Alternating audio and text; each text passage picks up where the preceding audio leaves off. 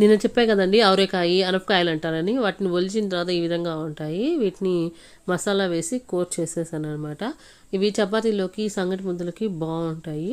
So చాలా రోజులైంది సంగటి చేసుకోనని చెప్పి నేను రాగి సంగటి చేశాను.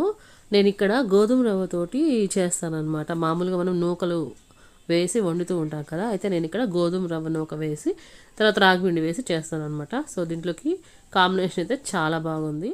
ఏ సీజన్లో వచ్చే వాటిని ఆ సీజన్లోనే తినాలని మన పెద్దవాళ్ళు చెప్పినట్టుగా ఈ సీజన్లో ఉన్నప్పుడే మనం తినాలన్నమాట. సో ఇవి చాలా హెల్త్కి మంచిది అని చెప్పి అంటుంటారు.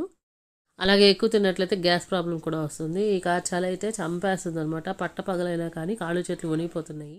దానికి తోడు జలుబు కూడా అనమాట.